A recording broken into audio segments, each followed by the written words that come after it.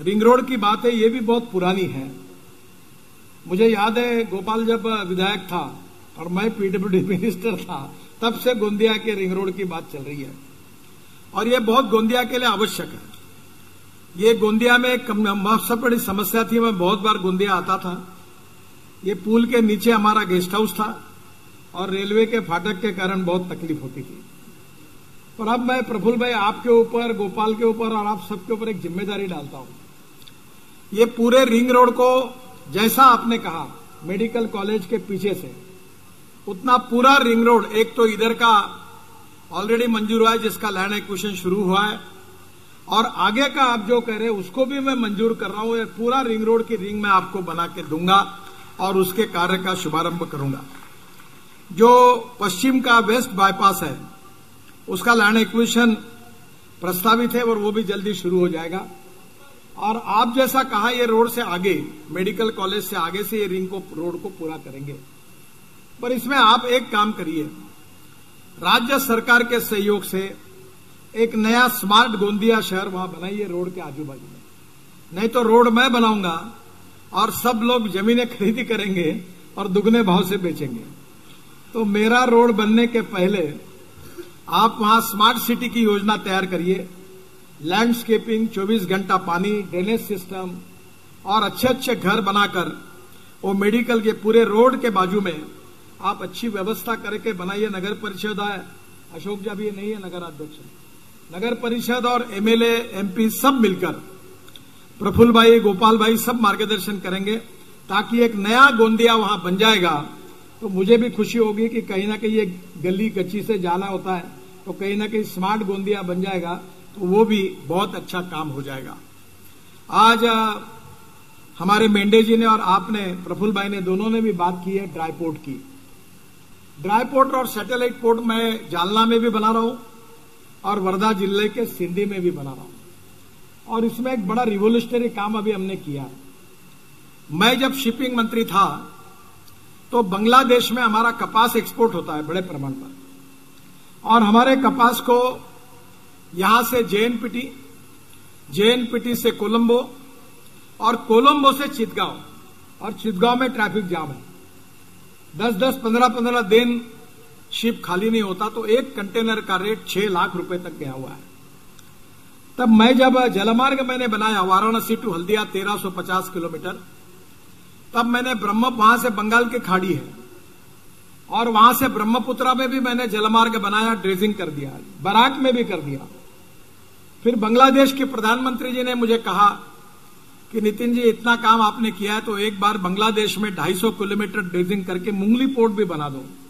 तो मैंने वहां भी वो भी बना के दिया। तब मेरे ध्यान में आया कि बांग्लादेश को हमारे 3 नदियां मिलती हैं, वो 3 नदियों के ड्रेजिंग को मैंने मंजूर किया और उसमें विदर्भ का बहुत बड़ा फायदा है। और वो फायदा यह है कि अब वर्धा के ड्राईपोर्ट से हमारे कंटेनर जेएनपीटी नहीं जाएंगे, हल्दिया जाएंगे, और हल्दिया से 250-250 कंटेनर बार्ज में डालकर हमारे बांग्लादेश के 3 रिवर पोर्ट हैं वहां जाएंगे। और उसके कारण जो ट्रांसपोर्ट की कीमत है, जो 6 लाख पर कंटेनर लगती थी, वो 1.5 से 2 लाख रुपए तक आएगी। और विदर्भ का कपास, विदर्भ का सूत और विदर्भ का ग्रे क्लॉथ, आपको पता होगा ये हमारे जाम में मोहता जी की फैक्ट्री है, वो अकेले 500 कंटेनर कपड़ा बांग्लादेश भेजते हैं। रेडीमेड गारमेंट पूरे बांग्लादेश में बनते हैं, वर्ल्ड में नंबर 1 पर है, और कपास हमारे यहां से जाता है। अब ये जो लॉजिस्टिक कॉस्ट कम होने के बाद विदर्भ का पूरा कपास बांग्लादेश में जाएगा, सूझ जाएगा और विदर्भ के किसानों को अच्छा भाव मिलेगा। दूसरी एक इंपॉर्टेंट चीज है जिसका मैं लगातार अध्ययन करते रहता हूं, मुझे मालूम नहीं अमाउंट में, पर गोंदिया और भंडारा जिले से जितना चावल एक्सपोर्ट होता है, इसकी कीमत 12 से 15 हजार करोड़ रुपए होगी। और ये चावल एक्सपोर्ट करने में लॉजिस्टिक कॉस्ट बहुत ज्यादा लगती है, और इसलिए ये ड्राई पोर्ट और सैटेलाइट पोर्ट का अर्थ यही होता है कि समुद्र, हमने मुंबई का समुद्र आपके यहां लाया, और इसलिए आपने जो जगह बताई है, ऑलरेडी मैं एमआईडीसी के साथ सांगली में, सोलापुर में, नासिक में हम लोग ड्राई पोर्ट बना रहे हैं। मुझे बहुत खुशी है कि आज आपने और मेंढे जी ने मांग की है एमआईडीसी की जगह पर 200 एकड़ जगह आप दो। मेरे डिपार्टमेंट में पैसे की कोई कमी नहीं, मैं 5 लाख करोड़ के काम हर साल करता हूं, तो और 100-200 लगेगी तो मैं एक्विजिशन पीछे में कर लूंगा, पर रेलवे के बाजू में जगह इसलिए उसका फायदा है। और भंडारा, गोंदिया और बालाघाट जिले का पूरा राइस वहां से एक्सपोर्ट होगा, लॉजिस्टिक कॉस्ट कम होगी और किसानों को चावल के भाव ज्यादा मिलेंगे, उनका फायदा होगा। मैं इस ड्राई पोर्ट का काम तुरंत शुरू करने के लिए तैयार हूं, पैसा इन्वेस्ट करने के लिए तैयार हूं। आप तुरंत मुझे वो जगह का आप कलेक्टर से बात करिए और जल्दी दीजिए। आज हमारे यहां पहली बार देश में ये भी रिकॉर्ड हुआ कि गोंदिया में महाराष्ट्र सरकार की जगह पर हमसे 3.5 लाख रुपए किराया ले लिया कार्यक्रम का। आज तक हमने कभी पैसा नहीं दिया सरकार ने, पर आपके बहुत अधिकारी होशियार हैं, उन्होंने 3 लाख रुपए का फायदा कराया। पर मैं आपको 300 करोड़ फुकट में देने के लिए तैयार हूं भारत सरकार की ओर से, तो आप बिल्कुल चिंता मत करिए। ये ड्राई पोर्ट का भूमि पूजन करने के लिए मैं आऊंगा। रिंग रोड और ड्राई पोर्ट के लिए मैं 6 महीने के अंदर भूमि पूजन के लिए आऊंगा। आप इसको थोड़ा जगह का तुरंत प्रपोजल भिजवा दीजिए। ये बात जरूर है कि मेरा एक सपना है, और वो सपना यह है कि इस देश का किसान देश के पेट्रोल डीजल का पर्याय दे। मेरी बात को आप शांति से सुनो। मैं केवल हवा की बात करने वाले नेताओं से नहीं हूं, और मैं आपको यह भी बताता हूं कि साफ बोलता हूं तो कभी कभी लोग नाराज भी होते हैं। चावल उगाने वालों का भविष्य अच्छा नहीं है, मेरी बात याद रखना। हिंदुस्तान में चावल सरप्लस, हिंदुस्तान में चना सरप्लस, हिंदुस्तान में कॉर्न सरप्लस, हिंदुस्तान में चीनी सरप्लस। केवल तेल की कमी है, खाद्य तेलों की।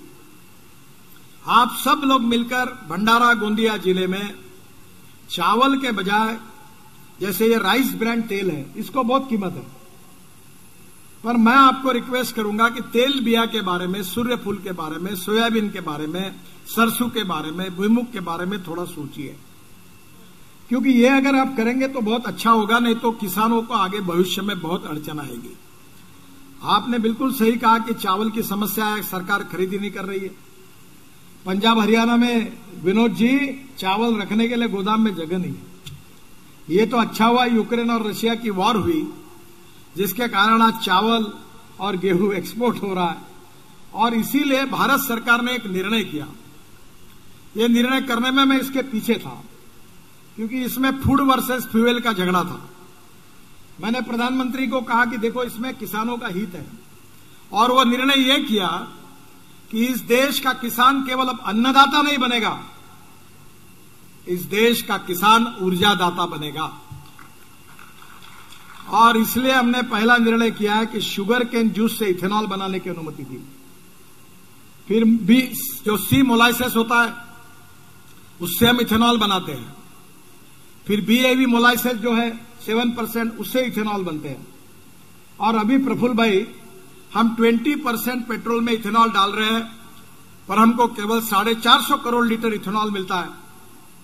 आधा इथेनॉल अभी अवेलेबल नहीं है, और पेट्रोल के भाव बढ़ गए।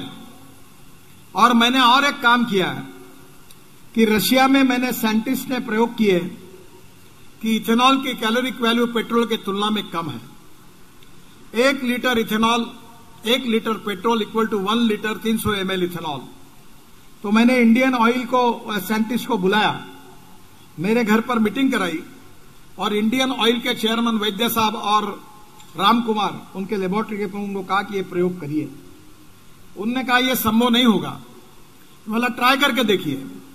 3 महीने के बाद इंडियन ऑयल ने मुझे पत्र दिया, यह ट्रायल यशस्वी हुई।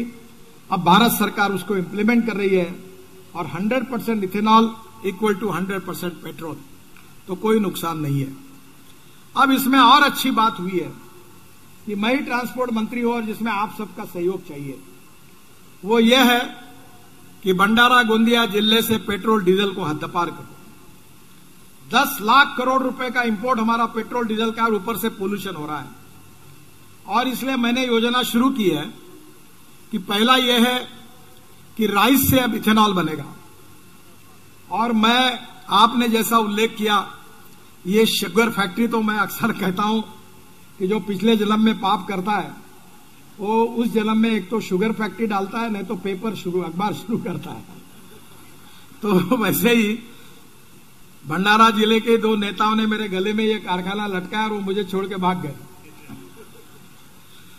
बहुत आग्रह करके मैं नहीं चाहता था तो भी मेरे गले में लटकाया। पर मैं एक बात है कि जो काम लेता हूं उसको छोड़ता नहीं, और इसलिए भंडारा गोंदिया जिले के विकास के लिए मैं देवाड़ा में हम लोग 600 करोड़ रुपए का नया विस्तार कर रहे हैं और इसका भूमि पूजन 3 महीने के अंदर उस कार्य का शुभारंभ करेंगे।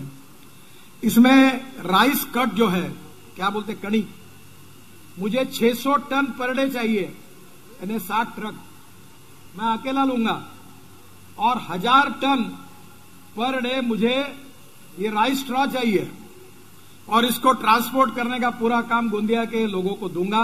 कम से कम 5000 लोगों को रोजगार मिलेगा। और कारखाने में डिफ्यूजर भी आ रहा है, 24 मेगावाट बिजली भी है, और इसके साथ साथ 5000 टन की कैपेसिटी इस कारखाने की हो रही है। जब से मैंने कारखाने लिए हर साल 20 से 30 करोड़ का घाटा था। ये पहला साल आया कि जिसमें शुगर में फायदा हुआ और हमने 22,000 टन चीनी इस बार एक्सपोर्ट की। पर यह बहुत बेकार धंधा है, पर जिसमें हाथ डाल दिया है तो मैंने कभी किसानों के हितों के लिए हम पीछे हटे नहीं। आप सबके सहयोग से 600 करोड़ की इन्वेस्टमेंट करके ये जो 5000 टन शुगर केन का, ताकि गन्ना बढ़े यहां, उसके साथ 4 lakh litre per day ethanol का, और उसके साथ साथ ये जो आपका तनस है, इससे मैं बायो सीएनजी और बायो एलएनजी की भी फैक्ट्री डाल रहा हूं। मेरा खुद का ट्रैक्टर मैंने सीएनजी पे कन्वर्ट किया, और एक ट्रैक्टर अगर डीजल का कन्वर्ट किया तो 1 लाख रुपए साल के बचते हैं। और साकोली तहसील ऐसी है महाराष्ट्र में जिसमें सबसे ज्यादा ट्रैक्टर अगर कोई तालुका में है तो वो साकोली में है। और मेरी इच्छा है कि जितने ट्रैक्टर वाले भंडारा गोंदिया जिले में है उनका 1 लाख रुपए साल का बचे और प्रदूषण कम हो। और इसलिए तनस से ये सीएनजी और एलएनजी बनाने की योजना मैंने लाई है। ऑलरेडी एक फैक्ट्री कर्नाटक के उद्योग मंत्री के साथ, क्योंकि हम पैसे इन्वेस्ट नहीं कर पाए, तो पार्टनरशिप में डाल रहे, उसका काम शुरू हो गया है। और ये सीएनजी हमारे ट्रैक्टर पे चलने से हमारी बहुत बड़ी राहत मिलेगी। और नागपुर में तो सीएनजी और एलएनजी के पंप भी हमने डाल दिए, डीजल से कई गुना अच्छा फ्यूल है। मैं निश्चित रूप से आपको इस काम के लिए सहयोग मांगूंगा। एक हमारे सांसद महोदय जी ने मांग की है पांगोली नदी का, ये बहुत अच्छा, मैं आपको बताने के लिए भूल गया। ये सबसे अच्छा काम हुआ है कि वाटर कंजर्वेशन का। कलमा अकोला में था, हम 36 तालाब बन रहे, पीकेवी को 8000 एकड़ जमीन पानी के नीचे आ गई।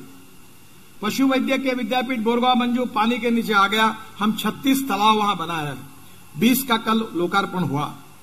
और इसलिए काम करते समय नदी नालों का खोलीकरण करना, रुंदीकरण करना, मालगुजारी तालाबों की मिट्टी हम निकालने के लिए तैयार है, आपको नए तालाब बनाने के लिए तैयार है।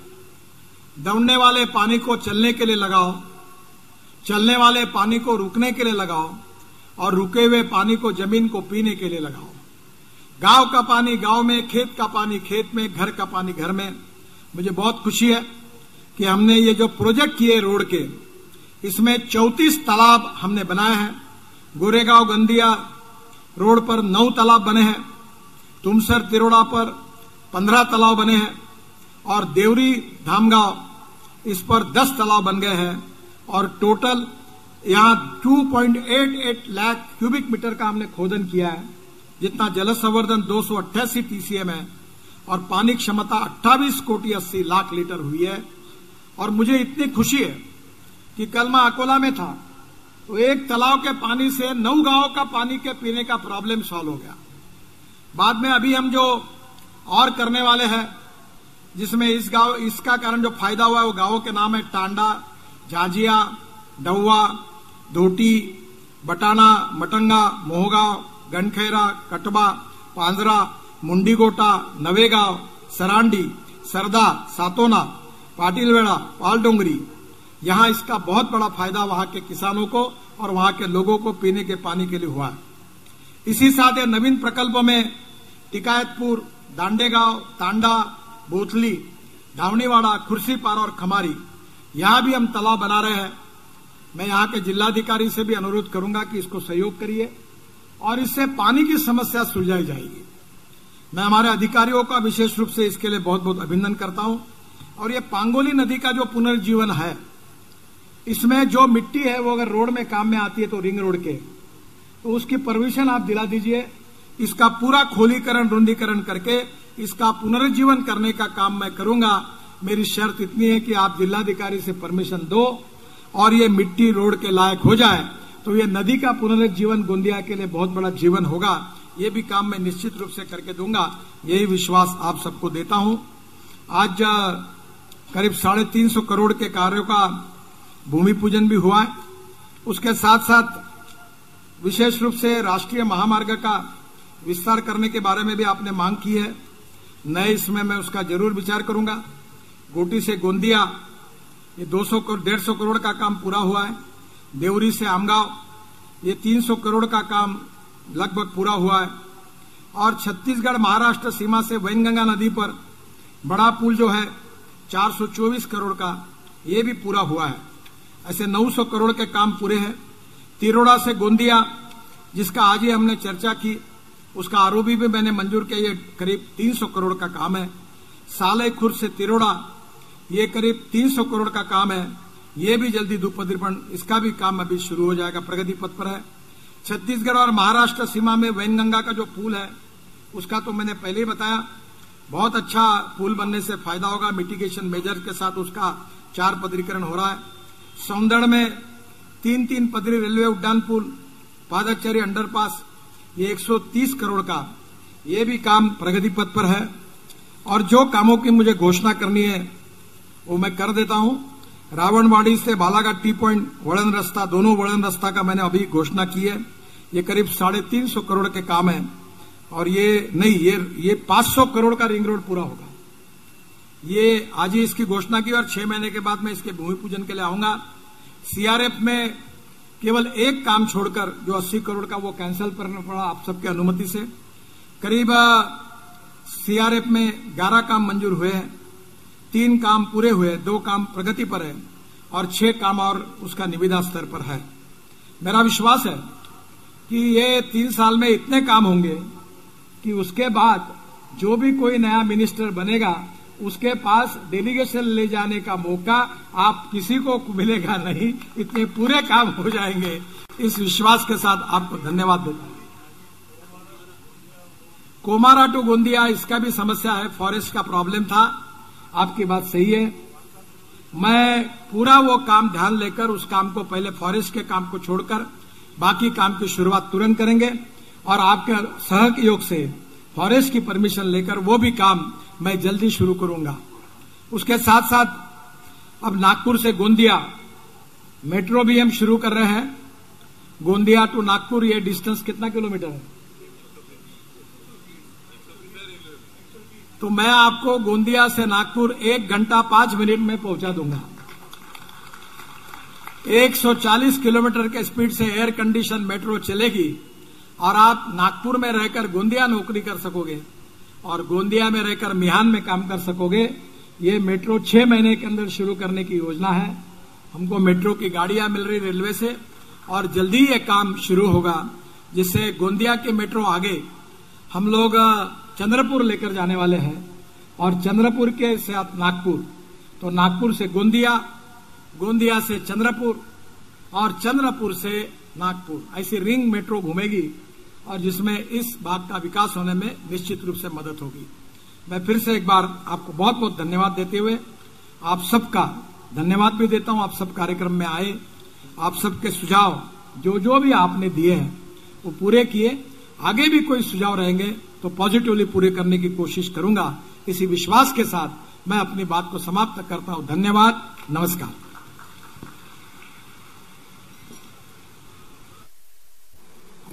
धन्यवाद सर। आजच्या या भूमिपूजन कार्यक्रमाच्या समारंभाकरता जे